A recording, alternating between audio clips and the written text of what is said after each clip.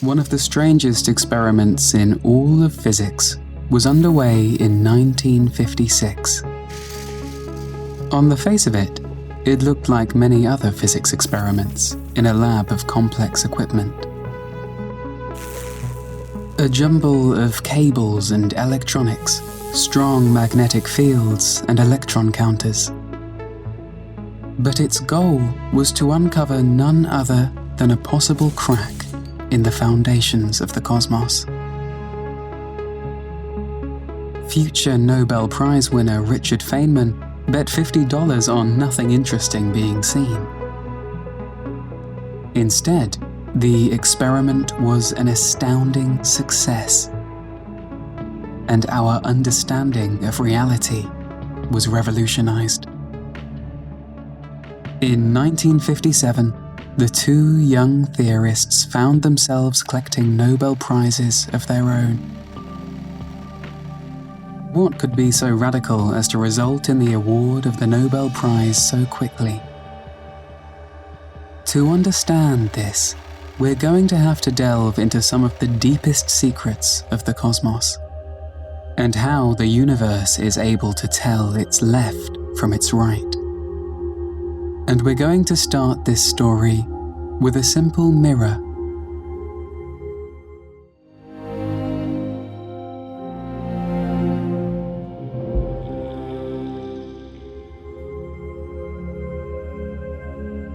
Gaze at your reflection in a mirror. Just what do you see? Of course, there is your face, gazing back at you. A face that is symmetrically split down the middle. Your left eye is paired with your right eye, your left ear with your right ear. And this symmetry seems to run the length of your body, with 2 arms and 2 legs. Humans possess a symmetry known as bilateral symmetry, in that we possess a left and a right. Lots of creatures are similarly symmetrical. Others, like starfish, rely on different symmetries. These symmetries have been imprinted on us through our evolutionary heritage.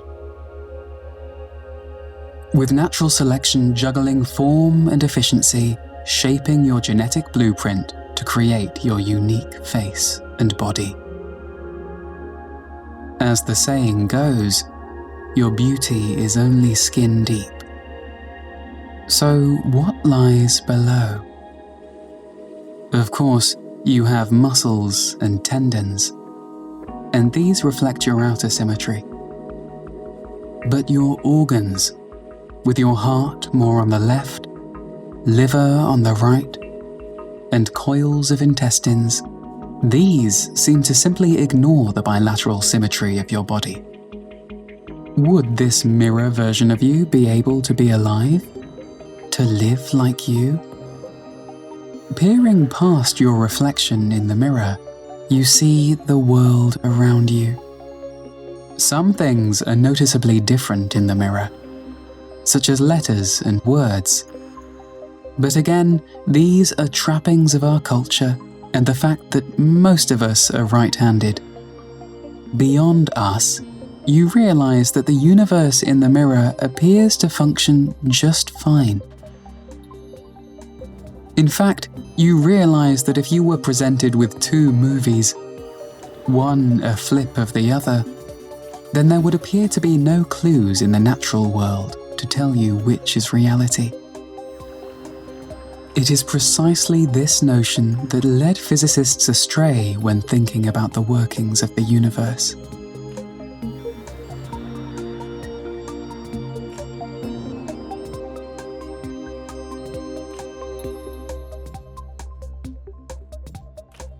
On the 12th of July, 1939, the physicist Eugene Wigner climbed into his car. His passenger was another physicist, Leo Szilard, and they headed off for a date with destiny. They drove along the length of New York's Long Island to a house in the affluent Hamptons. For in this house, was Albert Einstein, and they wanted him to co-sign a letter.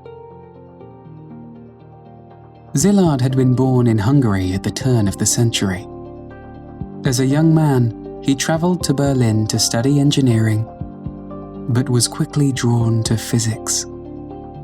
He attended lectures on quantum mechanics and relativity, given by greats like Planck and Einstein. And of his fellow students, including Wigner, many would make an impact on 20th century science.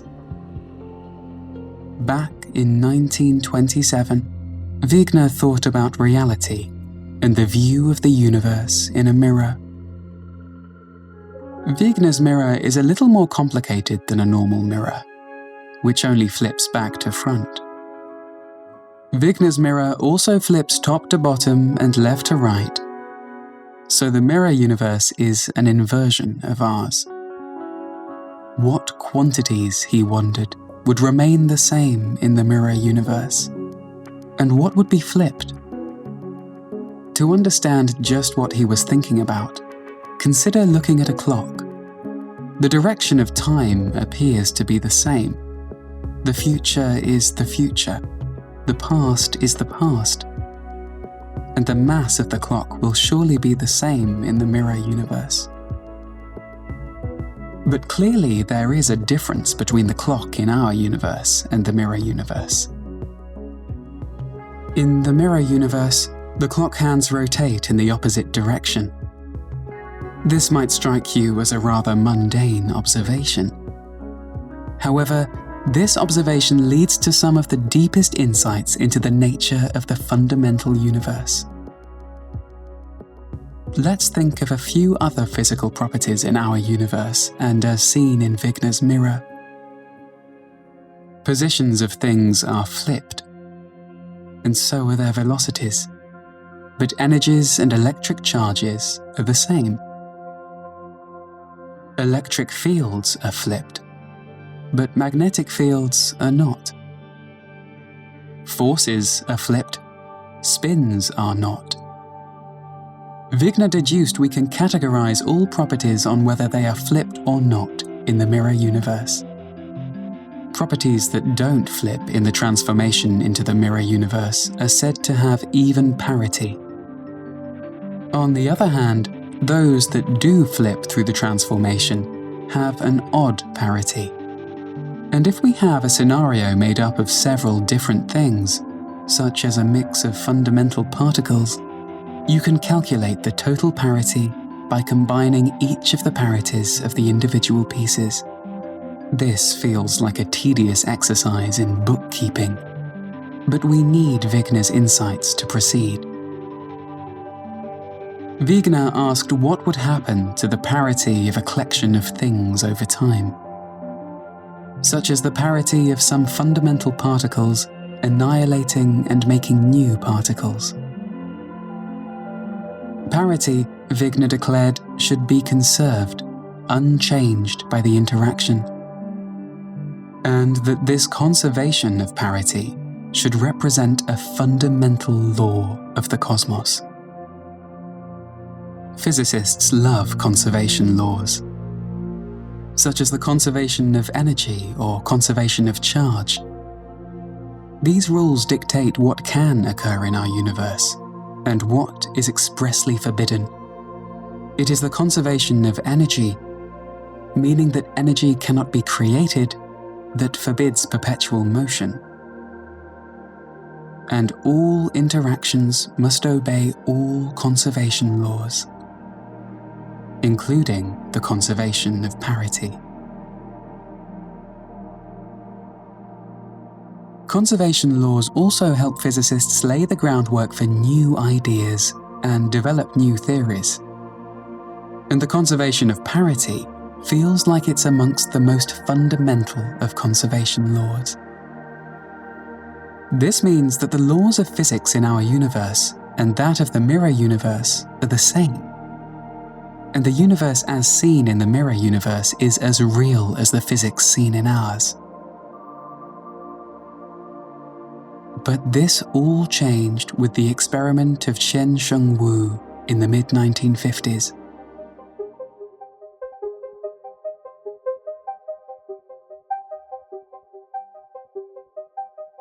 Wigner's ideas of parity and its conservation proved a great success. Physicists realized that gravity, one of the fundamental forces, obeys the rules of parity conservation. Gravity, responsible for apples falling from trees and keeping planets in their orbits, works identically in our universe as the mirrored one. They also realized that the other great fundamental force, electromagnetism, played by the same rules. A hydrogen atom, a proton, and an electron in our universe can emit a particular spectrum of light. And a hydrogen atom in the mirror universe would behave exactly the same way, emitting the same light. Electromagnetism obeyed the laws of parity conservation. This means that you would not be able to tell which universe you're in by doing physics experiments. The results would be exactly the same, irrespective of which universe it actually was. This is why it's impossible to distinguish a movie of our universe or its flipped version, as all of the laws of physics obey the conservation of parity. Except that's not the whole story. The story laid bare by Yang and Lee in 1955. Yes, gravity and electromagnetism play by the rules of parity conservation, but there is more to the fundamental universe than these two forces. It's time to introduce the fundamental black sheep, the weak nuclear force. The weak nuclear force seems the strangest member of the fundamental force family. Forces feel as if they should be like glue, binding things together. Or maybe like a spring, being repulsive and driving things apart. But we see the weak force at work when we look at certain aspects of radioactivity. The weak force operates deep within the atomic nucleus, within the very protons and neutrons. These two particles are themselves made of smaller fundamental particles known as quarks. And the weak force can flip one type of quark to another, changing a proton to a neutron and vice versa. That might not sound like much of a party trick, but as any good magician would say, there's more. This act of transformation results in the production of an electron, or its antimatter cousin, the positron. And as it is not bound to the nucleus like the quarks, it rockets away and out of the atom. These zipping electrons and positrons are a form of radioactivity known as beta radiation. But they're not created alone. When the weak force fires, another particle is also released. This particle, the neutrino, is strange and ghostly, sailing through matter like it's not there. Due to their elusiveness, for decades neutrinos were nothing but a theoretical curiosity, something required to balance the energy budget during radioactive beta decay and keep energy conserved. But by the 1950s, with sensitive instruments, the neutrino was finally detected in experiments. So it was the action of the weak force that was the target of the Wu experiment. And in particular, the focus was the radioactive decay of a particular isotope of cobalt. The hefty nucleus of cobalt-60 has 27 protons and 33 neutrons. Within about 5 years, there's a 50% chance that the weak force will flip one neutron to a proton. By changing the number of protons within the atomic nucleus, the weak force is an alchemist. The resultant nucleus is that of the element nickel-60, with 28 protons. Accompanying this elemental change in the nucleus, the weak force ejected an electron and a neutrino. And what Wu wanted to detect was just in which direction the electron was ejected. Of course, Wu was not working with a single atom of cobalt, but lots of them within a sample.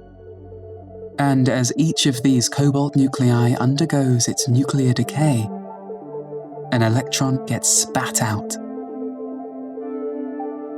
As you might imagine, these electrons would fly out in random directions. But Wu knew she could align all of the atoms. Wu knew that each cobalt nucleus spins. We all know what spin is, as it's everywhere, from children's toys to the motion of the entire Earth. But spin also exists at the atomic level and below, with almost every fundamental particle spinning. We have to remember that this minuscule world is the realm of the quantum, and spin is no exception. In the world of the quantum, spin is quantized, occurring only in discrete chunks. Let's take a look at just one member of the family of fundamental particles, the electron. Every electron is identical, with the same mass and carrying 1 unit of electrical charge. But every single electron also spins with precisely the same amount of spin. In the way that spin is accounted for, each electron spins with half a unit quantity of spin. Like many other things in quantum mechanics, spin behaves in strange ways. The spin axis of an electron could be oriented in any direction in space. But any experiment we do to measure the spin will only yield one of 2 possible outcomes. Either the spin points this way, or the opposite that way. Never an orientation in between. Quarks inside protons and neutrons also possess 1/2 unit of quantum spin, and these combine to give each proton and neutron half a unit of quantum spin too. When combining protons and neutrons into atomic nuclei, they sit on quantized orbits, and each orbit has its own orbital spin that adds to the total spin of the nucleus.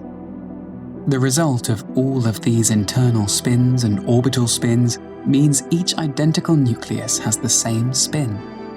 And for Cobalt-60, the target of the Wu experiment, each nucleus possesses precisely 5 units of spin. But remembering that the protons carry positive electric charges, this spin is charge in motion. And charge in motion is a current. And currents of electricity produce magnetic fields. The presence of nuclear spin means each nucleus acts like a little bar magnet. And like a mess of iron filings in high school experiments, atomic nuclei can be made to swivel and align, bathing them in a strong magnetic field, and all the axes of spin will point in the same direction. And so, that's precisely what Wu did. In quantum mechanics, spin is one of those quantities that is conserved in interactions. And as the cobalt decays into nickel, the nuclear spin goes from 5 units of spin to 4. This means that some of the spin must be carried away by the products of the radioactive decay. The electron and the neutrino that are produced by the weak force in action. Just like the electron, the neutrino possesses 1/2 of a unit of spin. So everything seems fine when we account for all of the spins. the initial 5 units of spin of the cobalt nucleus becomes 4 units in the nickel nucleus. In addition, there is half a unit of spin each carried away by the electron and the neutrino. Spin, however, is a little more complicated than that, as the orientation of the spin is important. So the electron and neutrino have to be emitted along the spin axis of the cobalt nucleus. Again, you might think that this doesn't present any real challenge for the electron or neutrino. Just spit one of them out of the north pole of the cobalt nucleus and the other from the south pole. As the electron and the neutrino carry the same amount of spin, it should not matter which emerges from which pole of the decaying cobalt nucleus. We should expect half of the emitted electrons to fly towards the north, and the rest towards the south. The unseen neutrinos should also be evenly split between north and south. In her carefully set up experiment, Wu counted the emitted electrons and where they had come from. And it became clear that these ejected electrons were not split evenly between north and south. Instead, the electrons were emerging from the southern pole of the cobalt nucleus. And this was bad news for the conservation of parity.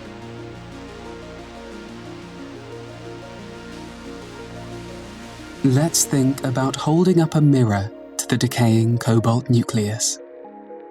The nucleus is spinning, so we need a handy way to define which pole is which. For this, physicists use what is known as the right-hand grip rule to define the axis of rotation. It's a simple rule that tells you which direction an object is spinning. Look at an object that is spinning. A child's toy, or the hands of a clock. Take your right hand and twist your fingers so that the tips point in the direction of the motion of spin. Now stick out your right hand thumb as if you're going hitchhiking. Wherever your thumb is pointing to defines the direction of rotation. Now take a look at the decaying nucleus, with its electron being spat out towards the south. Your right hand is curled and aligned with the spin of the nucleus, with your thumb standing out and pointing along the axis of the North Pole. But what happens when you look at the decaying nucleus in a mirror? The nucleus is still spinning, but the spin is reversed in the mirror view. Your fingers and thumbs are still aligned with the spin, but there's something odd. It's not a right hand you spy in the mirror. It's a left hand, and that is not correct. You can only define the axis of spin using the fingers of your right hand. In the mirror world, you can exchange the apparent left hand with the right. But like an emperor deciding the fate of a gladiator, you will need to flip your thumb from up to down. Now in the mirror, there is a right hand with fingertips aligned with the spin of the nucleus. Although now, the thumb points down instead of up. Remember, the direction of the thumb of the right hand defines the direction of north. So in this universe in the mirror, the electrons are ejected to the north, not the south. And this is something that just does not happen in our universe. The Wu experiment shows that the weak force simply doesn't respect the conservation of parity. The results of Wu's experiment sent Yang and Li for a quickly delivered but well-deserved Nobel Prize. Wu was not recognized by the Nobel Committee, one of the great miscarriages in the history of science. By the late 1950s, it was clear that what seemed so obvious was clearly broken, and that parity was not conserved in the universe.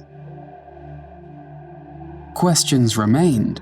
First and foremost, why the weak force had decided to break this central rule.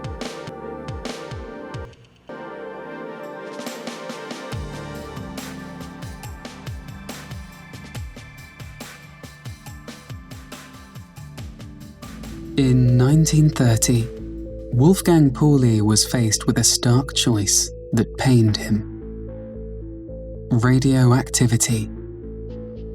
The disintegration of matter was still a relatively new phenomenon. Experimental techniques had steadily improved in a hunt for just what was going on.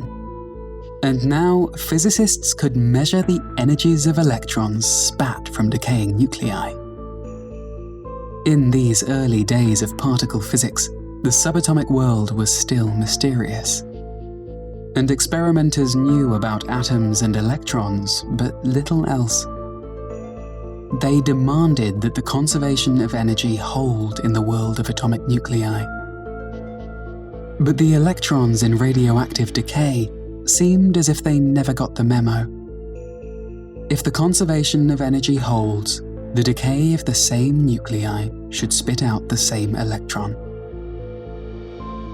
The electron from the same kind of nuclear decay should have exactly the same energy. But instead, electrons with a range of energies were measured in experiments. From some decays, fast electrons were spat out, while others were far more lethargic. Just why the same kind of nuclei could eject electrons of different energies was what bothered Pauli. There were two possibilities, both unpalatable. The first and most radical was that energy was not conserved, and that would destroy physics. So perhaps there was an alternative. A ghost somewhere in the machine. This ghost, Pauli proposed, was an invisible particle that escaped undetected. It carried energy but appeared to have no charge or mass, and zipped away unseen. It seemed to Pauli that this was the only reasonable way to explain the experimental results. But invoking an invisible particle seemed little more than invoking unicorns to explain reality. Pauli's proposed particle, dubbed the neutrino, or little neutral one in Italian, remained elusive.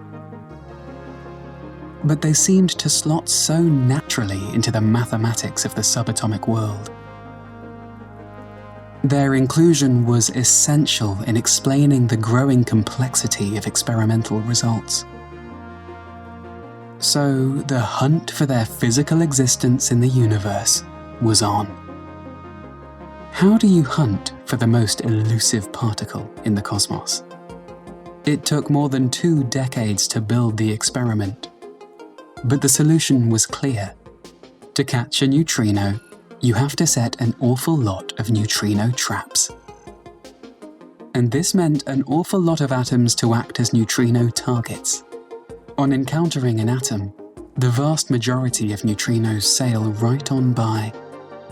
Every so often, extremely rarely, the neutrino and the atom see each other, and they interact.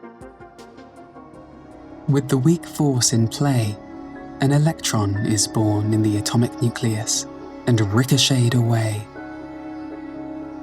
These electrons and the luminous burst they produce can be hunted for.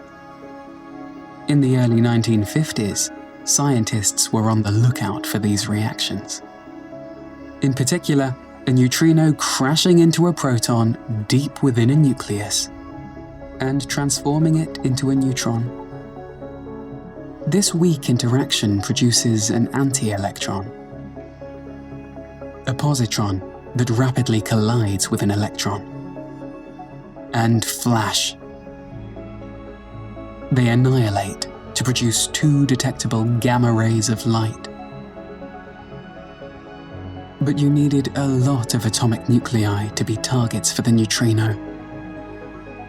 The experimenters chose huge tanks of water, shielded from potential contamination, and placed them near nuclear reactors, the source of a huge number of freshly created neutrinos. Then they patiently waited for the flashes of light, the signature that a neutrino had been captured. And the flashes came. All of a sudden, the neutrino was a real thing. But just what is it? As a family member of the fundamental particles, it was clearly closer to the electron than the quarks. It doesn't carry charge, and the question of mass took decades to answer. But are there any properties of the neutrino that could explain the parity breaking of the weak force?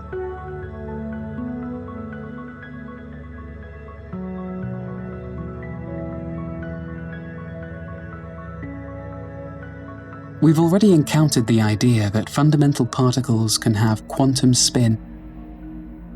The electron, as we've seen, carries half a quantum unit of spin. And while we can think of the axis of this spin pointing in any direction in space, any experiments will measure this as either pointing in one direction or the complete opposite. Another fundamental particle that carries spin is the photon, the particle of light. Unlike the electron, the photon carries a full quantum unit of spin. But because light travels at the speed of light, we need to think of the photon's spin a little differently, because the axis of spin of a photon must be aligned with its direction of motion. Remember the right-hand grip rule you encountered when defining the direction of spin. Hold your right hand out in front of you at arm's length, fingers curled and thumb pointing towards the left. If you imagine a photon traveling to the left in the direction of your thumb, your fingers define its spin. Physicists refer to this as the helicity of the photon. Keep your right hand out in front of you, thumb pointing to the left, and imagine now a photon traveling to the right, in the opposite direction to your thumb. The curl of your fingers defines the spin of this photon. But this spin is the opposite of the photon traveling to the right. Photons in our universe can either have one of two spins, known as a right-handed or left-handed helicity. In fact, we expect half the photons in the universe to be right-handed and the others left. The conservation of parity demands that the mirror image of any interaction should also exist. So, combining all interactions should result in a 50-50 mix of handedness. And we should see the same 50-50 split in our universe viewed in a mirror. What about the neutrino? What about its spin? With very little mass, the neutrino travels at close to the speed of light. And we could talk about its helicity in a very similar way to the photon using your right hand. But this is where the neutrino refuses to play by the same rules as the rest of the universe. Unlike the photon, that can be either left or right-handed in terms of its spin, without exception, every single neutrino is left-handed. And of their antimatter siblings, the antineutrinos, every single one is right-handed. This single-mindedness is not seen in any of the other fundamental particles in the universe. But it does explain the strange results spotted by Wu in her experiment.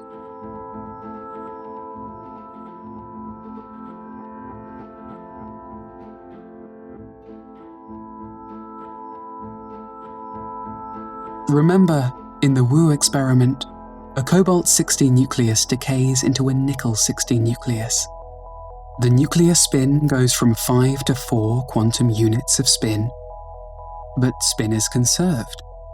This means that the neutrino and the electron, the products of the weak decay, have to carry away a total of 1 unit of spin. Both the electron and the neutrino carry half a unit of spin, so it seems that we just have to add these up. But there's the added complication of the directions of spin. To picture this, we'll take just a little mental gymnastics.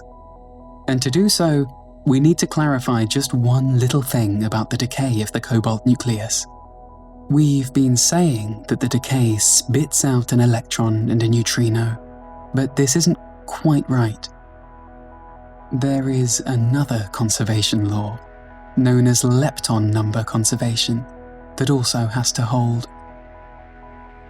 This demands that the particle ejected with the electron must be an antineutrino. And remember that all antineutrinos are right-handed.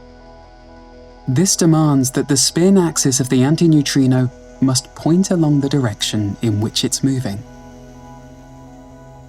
Alright, picture the cobalt nucleus rotating in front of you. It is aligned so its spin axis points up, and spins as defined by the right-hand rule. The weak force kicks in, and the cobalt nucleus decays into a nickel nucleus, with an electron and antineutrino ejected in the process. Let's first consider the case as observed by Wu, that the electron emerges from the south pole. The electron has its half a unit of spin, and this may point in the same direction as the cobalt north pole. Whilst this is opposite to the direction of motion, this is completely fine in our universe. The electron spin can happily point this way or that. What about the antineutrino, which was spat out of the north pole? It has its half unit of spin, and this must point along the direction of motion to conserve spin. This means that the antineutrino must have a right-handed spin. And this is fine, as all antineutrinos have right-handed spin. Let's consider the other alternative, that the electron is ejected from the north pole. Through spin conservation, the electron's spin must point along its direction of motion. And again, this is no issue, as electrons can do this. No physical laws are broken if the electron heads northwards instead of south. But what about the antineutrino in this case, which is ejected from the south pole?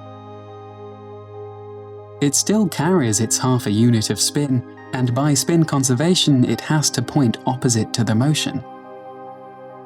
This means the northward-headed antineutrino must be left-handed.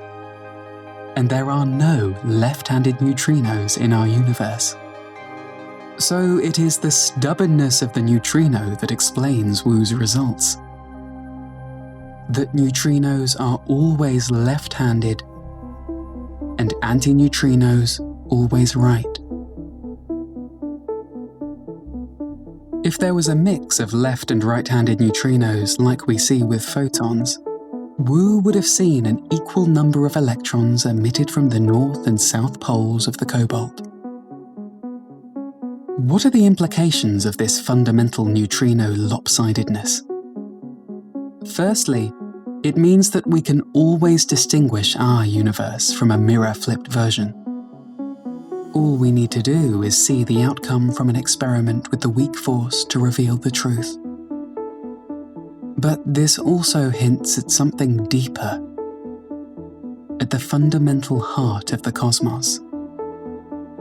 Every neutrino that is born in our universe is left-handed. Every antineutrino that is born in our universe is right-handed. And this handedness must be somehow encoded into the fundamental fabric of the universe. But if it is, Why does every particle other than the neutrino seemingly ignore it? It feels like we've covered an awful lot of ground, with lots of mirrors and lots of spin, but you might be thinking that this is all a bit of a distraction. An oddity affecting only one of the fundamental forces, and a boring force at that. Why should you care that the humble neutrino refuses to play by the universe's rulebook? Well, we still have a little way to go in exploring this fracture in the laws of physics, and what role it plays in shaping the universe around us. What we will find is that this fracture might be responsible for our very makeup. And it might be the reason that we're here at all.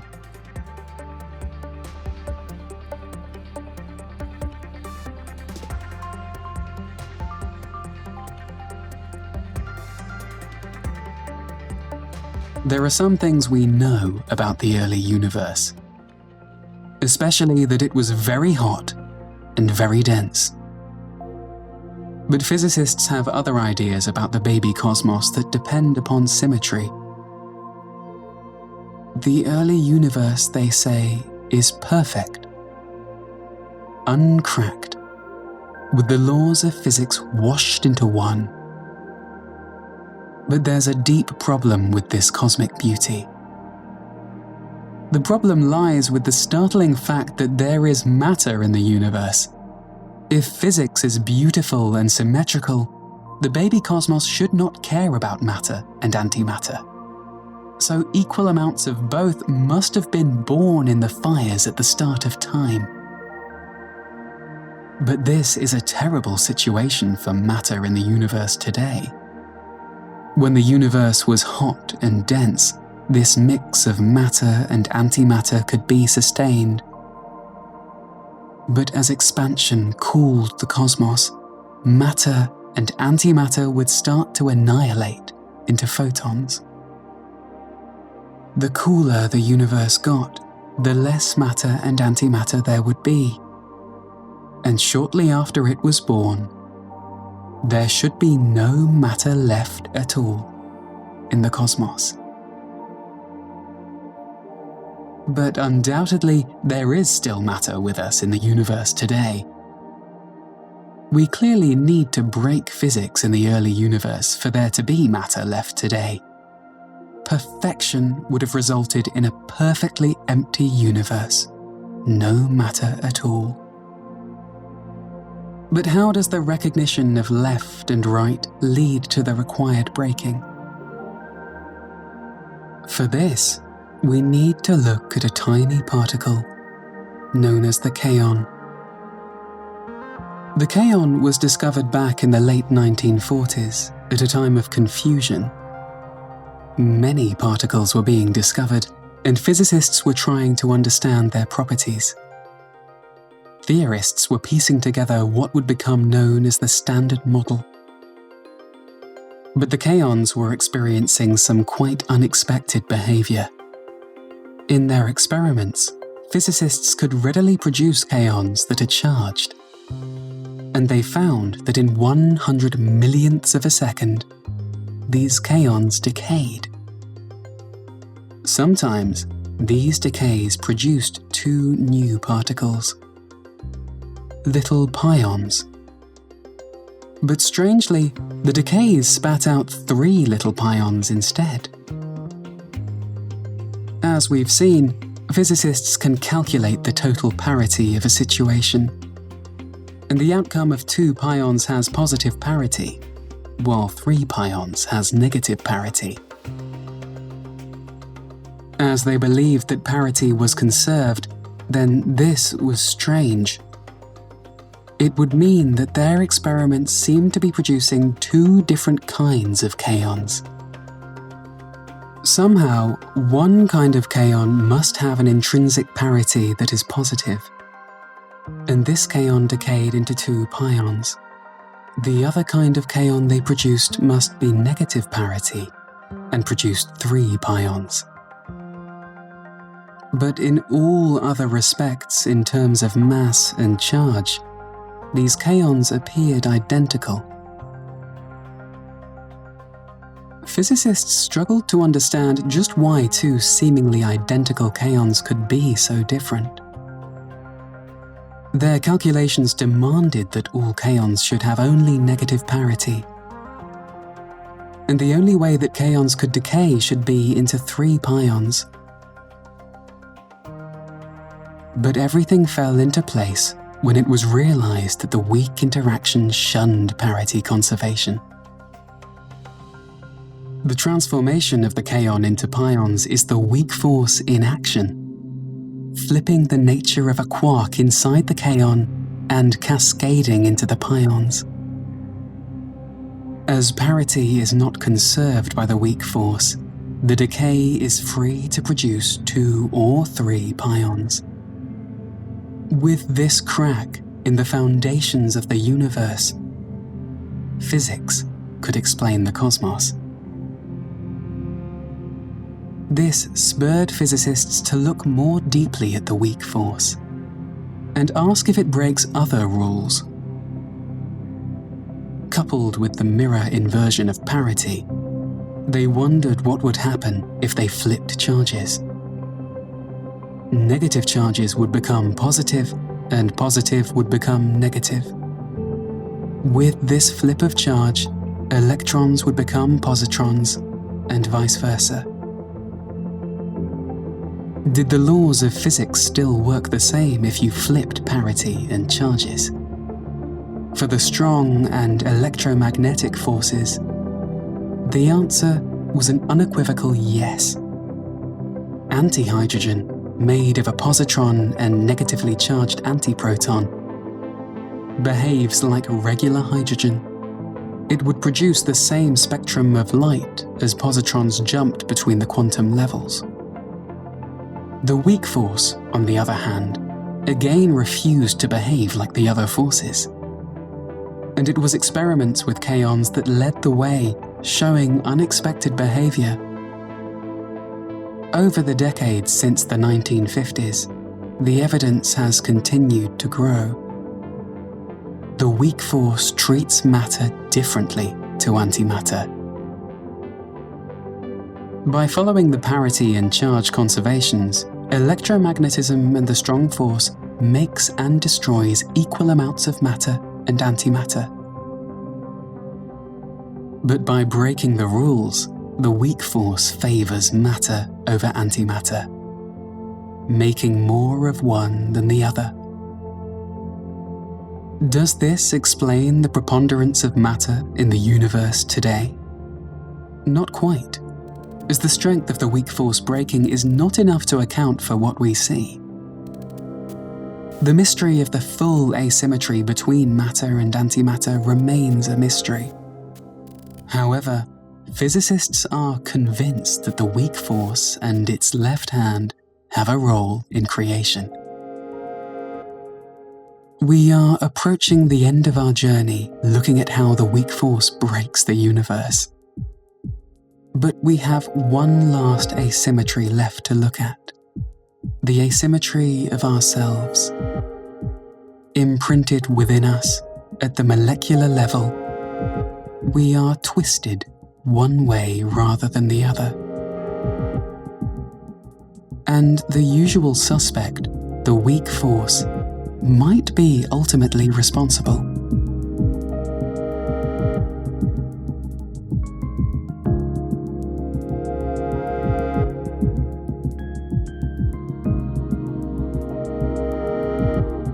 Snow is extremely rare in Sydney, Australia, but it's not completely unknown.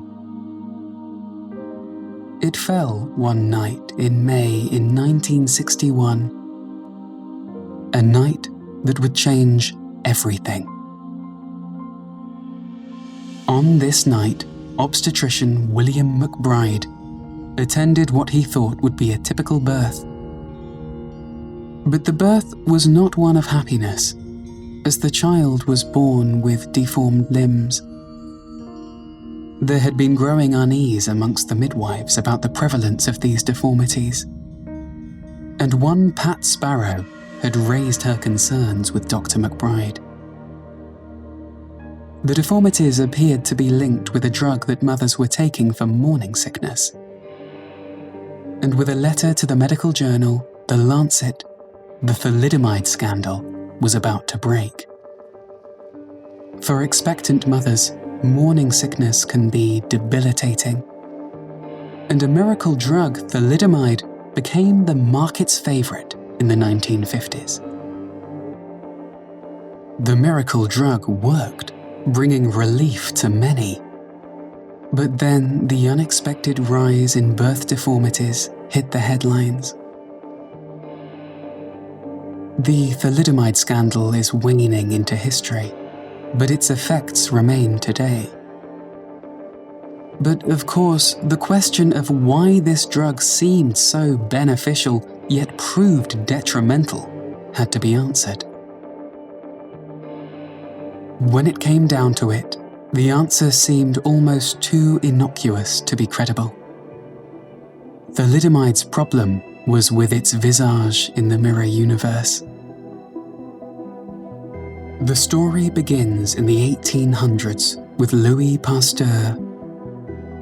His name is famous, with the pasteurization of milk making it safe to drink for billions. But Pasteur realized that there was something strange with the molecules of life, before people even knew that molecules existed. Pasteur was a master chemist, exploring reactions and crystal growth, and he realized that for some chemical mixes, mirror images of crystals grew. We now know that crystals, as they assemble, care only about energy, not geometry. And crystals and their mirror images can grow out of a chemical mix. But what about the chemistry of life? Does life use all molecules, irrespective of their geometry? When it came to substances and their mirror opposites, life, all life, decides to use only one. Life, Pasteur realized, was profoundly asymmetric. Although Pasteur never knew about molecules, he realized life preferred one orientation over the other. This aspect of life, that it has a preferred orientation for its molecules, is known as its chirality, and it means humans are sensitive to whether molecules are themselves or mirror images. Take, for example, carvone, which in one orientation smells like spearmint, whilst its mirror image smells of caraway seeds. The reason that humans can tell the difference between these two smells is because we are asymmetric. Our molecular makeup is just one form of certain molecules, never its mirror image.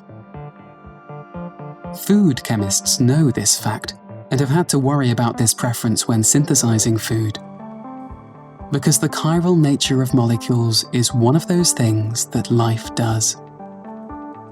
Take aspartame, the sweetener in diet-conscious coffee drinkers. It is assembled from a mix of chemicals, built piece by piece into the correct molecule. Nature, however, makes a mix of molecules and their mirror image. But only one orientation is sweet, the other not. Additional chemical steps need to be taken to select the required orientation.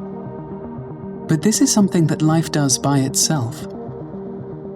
And this is where the insidiousness of thalidomide comes to bear, because it all came down to the twist of a molecule. Thalidomide, like most drugs, are a complex mix of molecules. However, in this mix, there's a molecular structure that binds to certain human receptors. These receptors triggered the relief in morning sickness for the pregnant. But it was only one particular orientation that was able to bind to receptors and provide relief. However, drugs are mixed from a chemical soup, and so all orientations are present. And the other orientation simply doesn't bind, and so is no help for morning sickness. But this other orientation could cross the boundary between mother and baby, and here it wreaks havoc on the growth of the fetus. Life is profoundly asymmetrical, not just humans but all life. And it appears to be a curse for how we interact with the wider world around us. Surely life would be more efficient if we made use of all the available molecules. But why does life choose one orientation over the other? This question has bothered science since the time of Pasteur. Maybe it was just a random quirk of chemical fate. A little puddle with a little more of this molecular orientation than that. But in the soup before life, this seems like chance playing just too hard. Others suggest the external influences might have imprinted themselves on life on Earth. Maybe starlight, polarized by the influence of interstellar dust and magnetic field to spin the right way. This spinning light might have imprinted itself on the early salty puddles on Earth, and still be imprinted in our molecules today. Life's asymmetry might be environmental, meaning that some life across the universe might be a mirror image of our own. But some have wondered if the source of this asymmetry lies deeper, deep within fundamental physics. What if it's the asymmetry of the weak force that we see imprinted on life today? How, well, quite how that would work is still a question in search of an answer. Physics will have to know for itself before we ever get to the truth.